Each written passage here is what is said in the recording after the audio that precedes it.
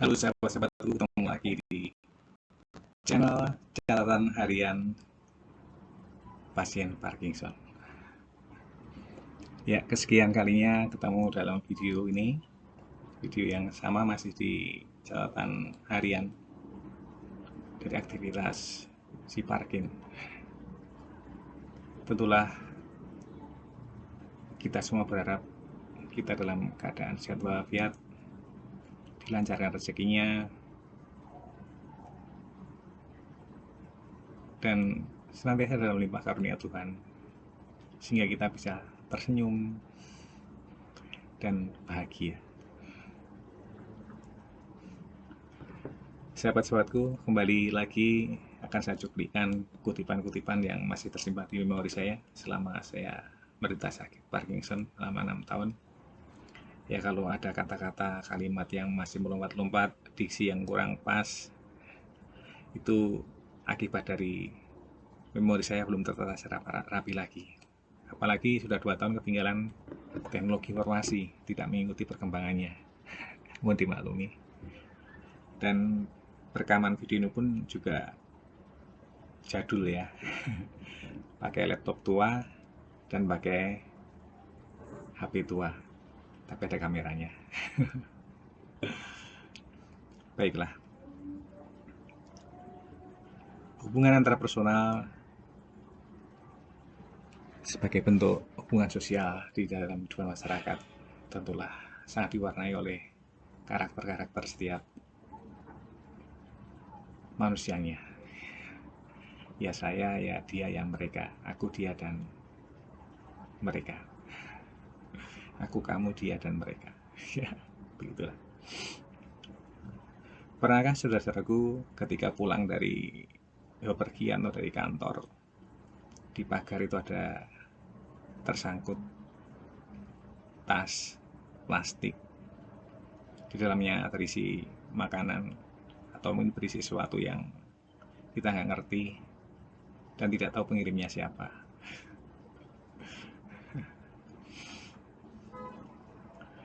Pastilah di antara sahabat-sahabatku pernah mengalami hal seperti itu. Kadang yang memberikan adalah orang dekat, kadang orang jauh, ya, karena rumah tidak ada yang di rumah kosong, maka disanggupkan di pagar. Ya, beruntung saja tidak ada kucing yang naik meong-meong dan melompat menggondol ya, mencuri makanan yang disanggupkan di pagar tadi. Atau mungkin ada guguk yang lewat. Tapi di kompleks saya nggak ada yang pelihara guguk. Ada tapi di kerangkeng.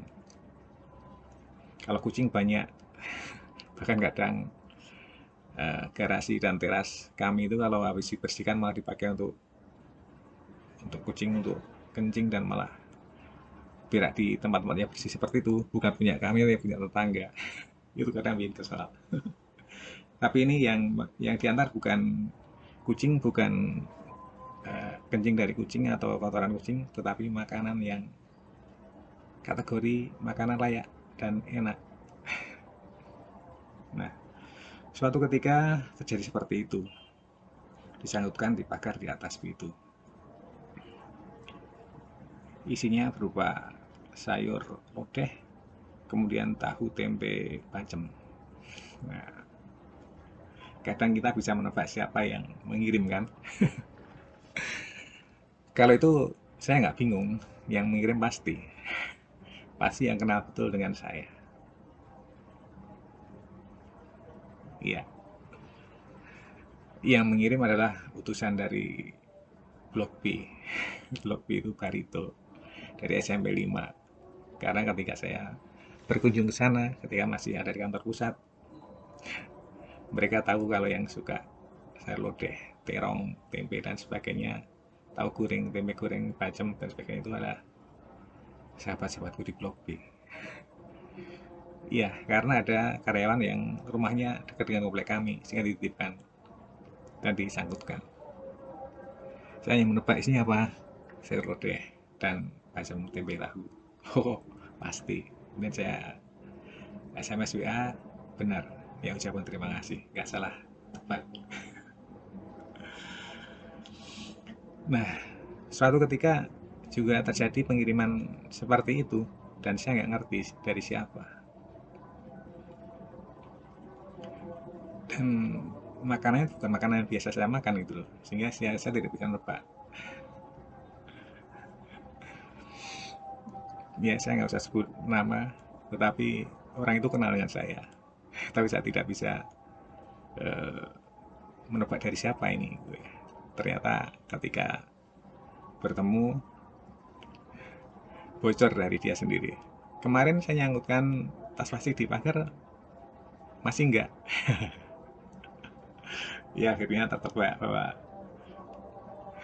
samban yang mengirim gitu ya. Nah, ini bukannya sekali dua kali terjadi seperti itu. Dan sosok atau profil ini adalah seorang ibu di lingkungan kami yang ketika almarhumah masih hidup adalah teman dekat dari almarhumah istri saya. Begitu dekat, begitu kental persaudaraan mereka.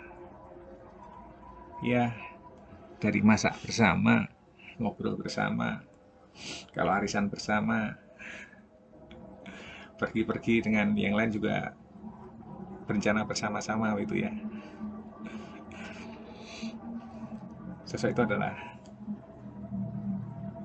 istri dari Bapak Petrus, namanya Bu Petrus. Iyalah, mosok istri Pak Petrus namanya bukan Bu Petrus.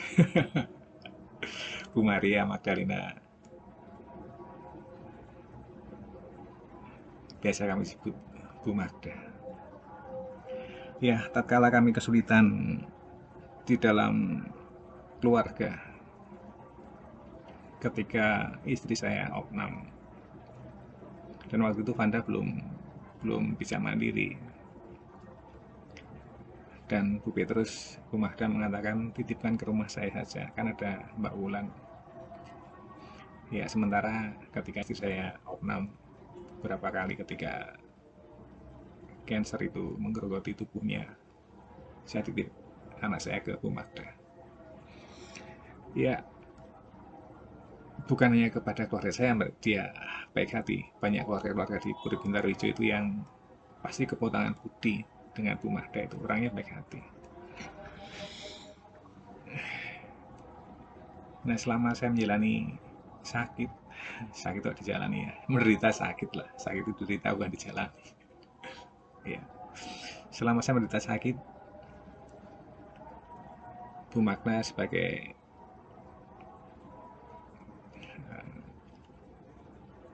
warga Puri Bintaro Hijau dan warga lingkungan Johannes Paulus II, di mana dia punya hubungan dekat dengan kelurahan, karena dia juga sebagai ketua pemberantasan nyamuk DBD itu ya, apa namanya itu, lupa saya, mengobati jentik-jentik ya itu. Dia punya hubungan dengan kelurahan. Kemudian tampaknya beliau memprogramkan atau ada semacam penghimpunan dana taktis yang dipergunakan untuk kunjungan sosial, tampaknya seperti itu. Sehingga ketika awal-awal beliau bersama dengan Bu Winarti, kemudian juga dengan Mbak Novi, Bu Maria Retno, Bu Agnes, dan ibu-ibu yang lain nggak bisa satu-satu. Itu datang ke rumah saya dan sambil membawakan makanan, ngirim ex ketua lingkungan. Begitu ya. Itu terus terang kali ketiga dan keempat dan sebagainya. Terus saya bertanya, Bu, terus terang saya nggak enak, paket-paket ini biayanya dari mana gitu. Ah, Pak Minto nggak usah khawatir tentang itu, ini halal semua kok. Halal ya, platformnya halal dan ada kok, sekarang ada. nggak tahu apakah itu dari kelurahan atau dari lingkungan atau dari pribadi Bu Mahda sendiri, saya nggak tahu. Yang jelas beliau mengatakan ada kok Pak, stok untuk membantu itu ada. Saya juga nggak enak, jangan-jangan nanti yang dibantu hanya saya sendiri, kan di lingkungan kita ada yang lainnya juga eh, berkebutuhan seperti saya, sedang sakit juga begitu. Oh enggak, semua semua di apa istilahnya diperlakukan yang sama. Sama-sama anggota keluarga besar CP2 dan Puri Bintaro Hijau kok. Ya, begitulah.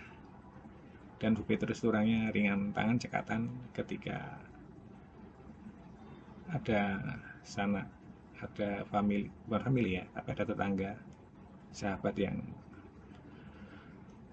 hmm, berkesulitan. Itu cepat sekali beliau itu memberikan pertolongan dengan mengajak teman-teman lingkungan. Nah dari situlah saya juga terenyuh dengan dan terharu, bersyukur banget ada sosok orang-orang seperti Petrus yang perhatikan orang-orang yang sedang dalam kesulitan.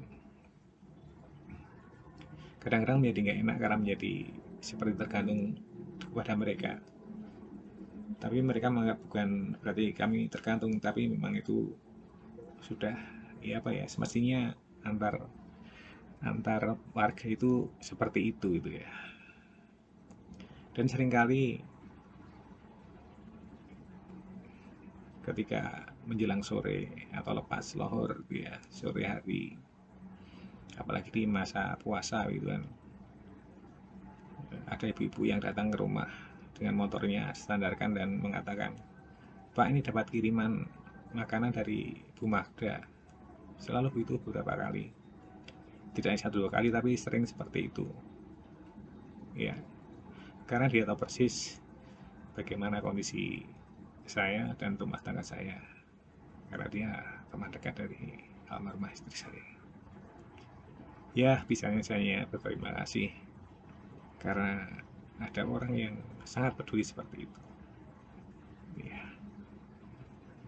begitu juga tidak kalah pentingnya seperti yang disebut di dalam video-video sebelumnya, itu ada sosok Bu Winarti.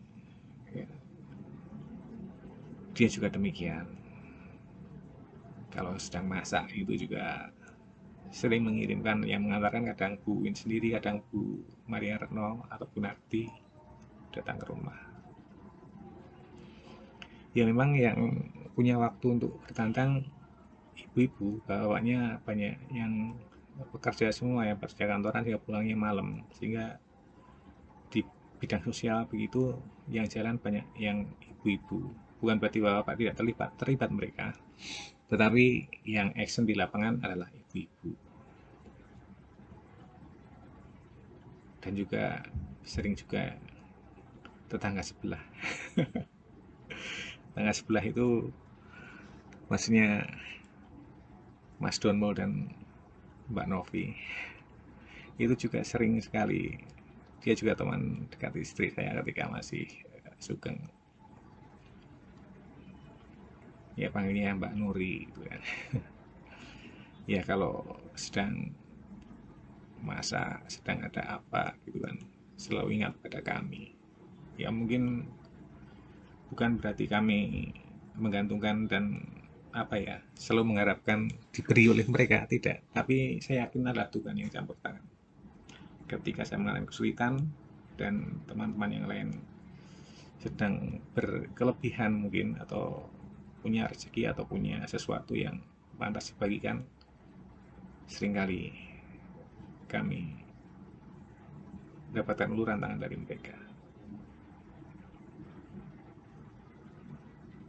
Iya, itu terjadi dalam kehidupan saya selama ini. Orang-orang yang apa istilahnya, punya kepedulian, rasa sosialnya tinggi, seperti itu. Itu sosok ibu-ibu yang apa namanya,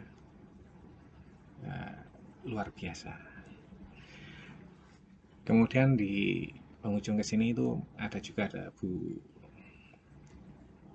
Bu Yeni, istri dari Pak Jeli atau Bu Jeli ya. Ya istrinya Pak Jeli ya pasti Bu Jeli lah, tapi namanya Bu Yeni. Dia juga baik hati, terlibat di dalamnya bersama Bu Petrus dan teman-teman, Mbak Novi, Bu Retno, dan sebagainya seperti itu. Apa yang saya katakan di sini bahwa Tuhan itu baik. Tuhan itu selalu tidak akan meninggalkan kita. Di saat kita rapuh, kita dibangkitkan, kita ditegakkan lagi. Di saat saya sedang terpuruk, benar-benar terpuruk, Tuhan juga hadir di dalam rumah saya, di saya.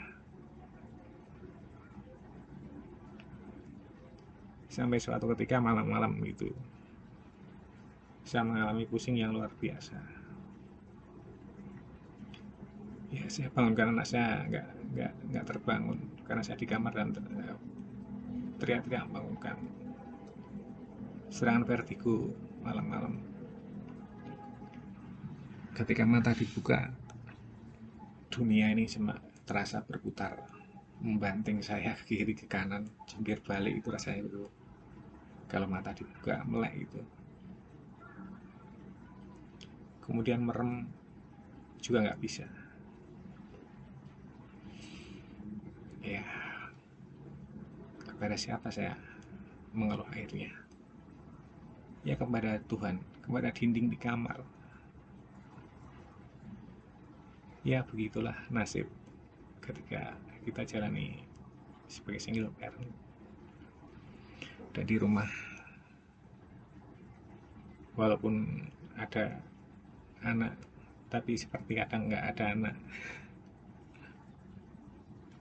Bukan dia nggak ngerti, tapi kalau dibangunkan malam itu susah ya, sehingga bapaknya seperti itu dia nggak tahu.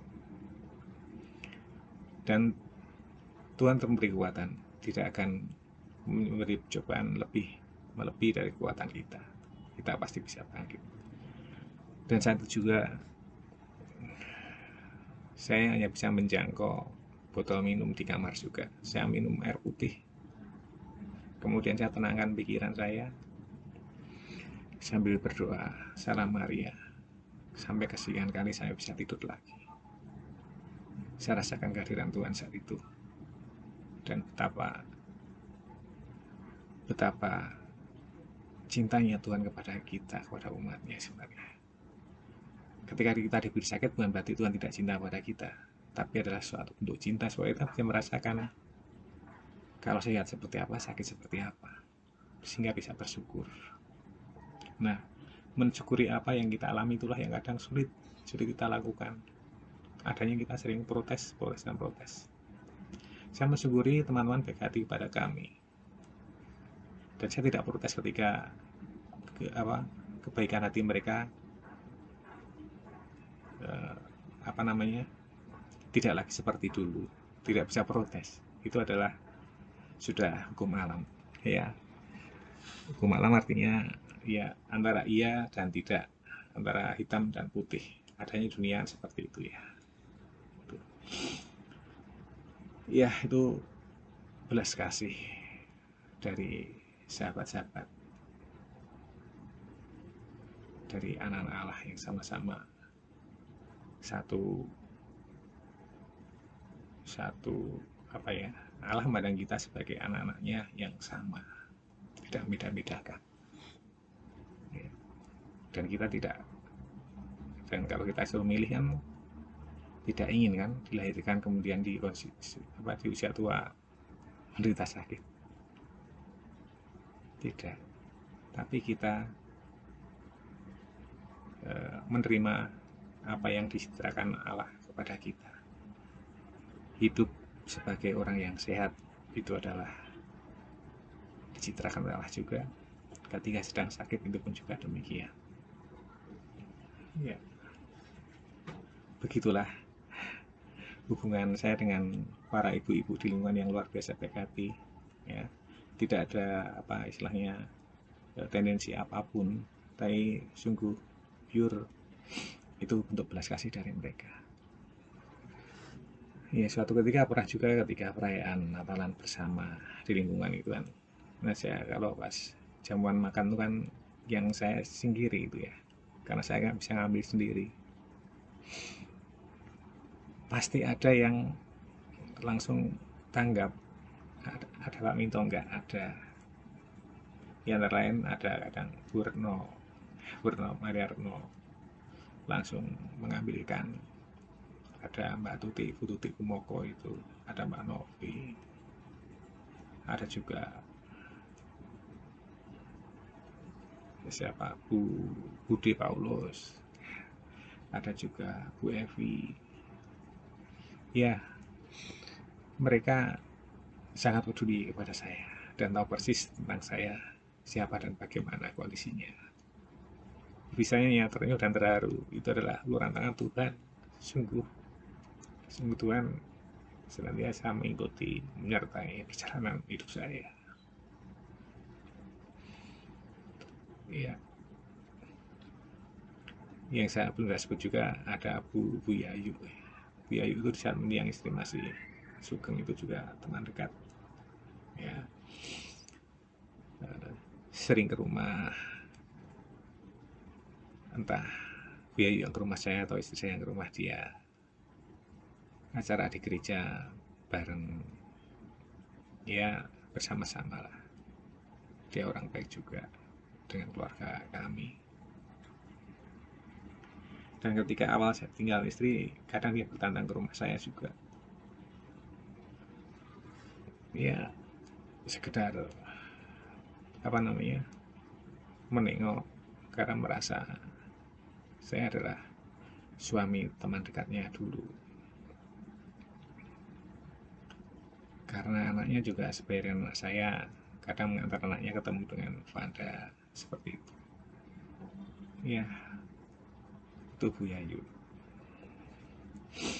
Nah, kemudian bapak di komunitas CP2 itu juga, ya mereka baik hati, berbaik hati dan tahu tentang saya juga.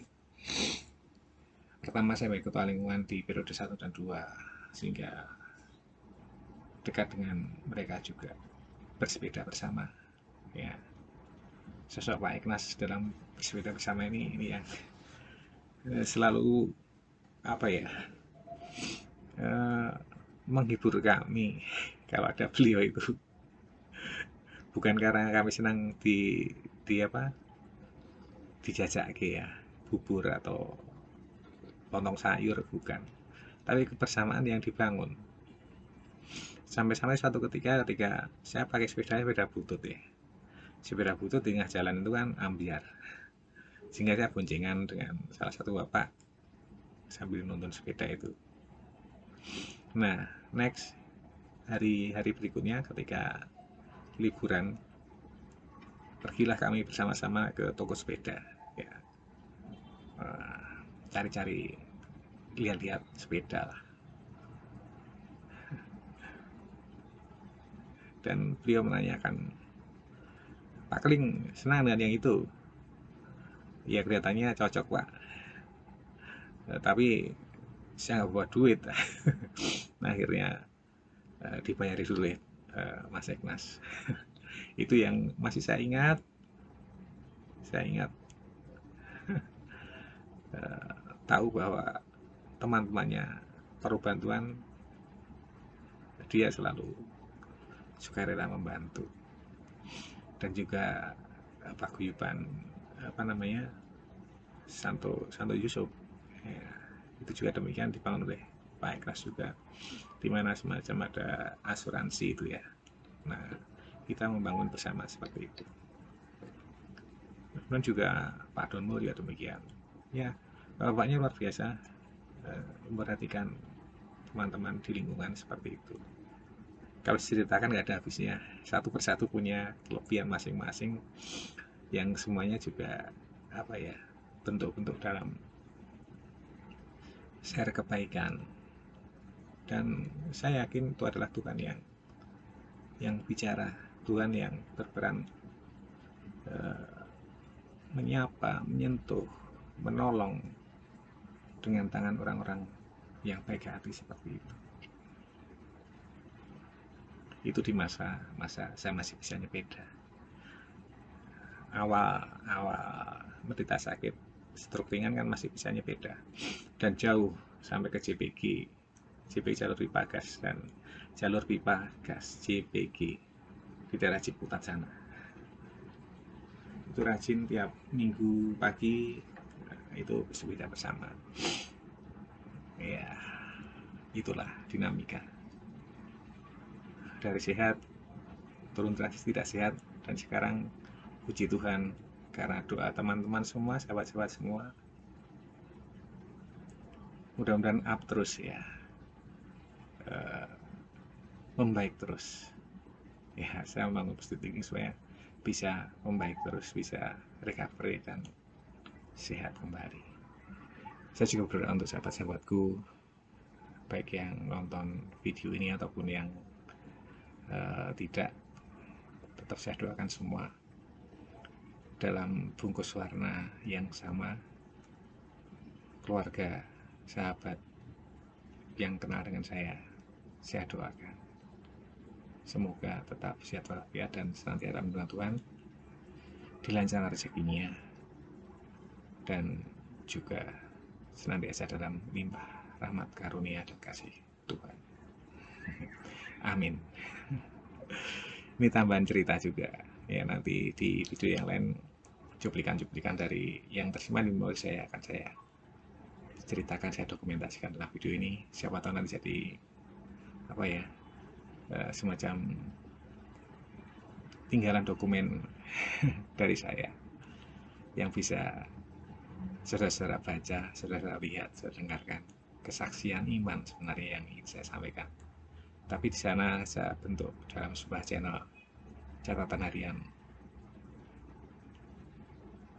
pasien Parkinson, yaitu si Parkin, yaitu si Minto Bedot. Mudah-mudahan bisa bedot lagi sehingga tidak sekedar tinggal namanya, tapi masih bisa bedot pas bedot dan mengalunkan lagu-lagu keroncong yang menghibur. Oke, sekian dulu. Jangan lupa klik tombol like, kemudian berikan komen dan subscribe supaya saya bersemangat juga dalam bercerita kepada sahabat-sahabatku dalam bentuk rekaman di video ini. Sampai jumpa lagi di video berikutnya.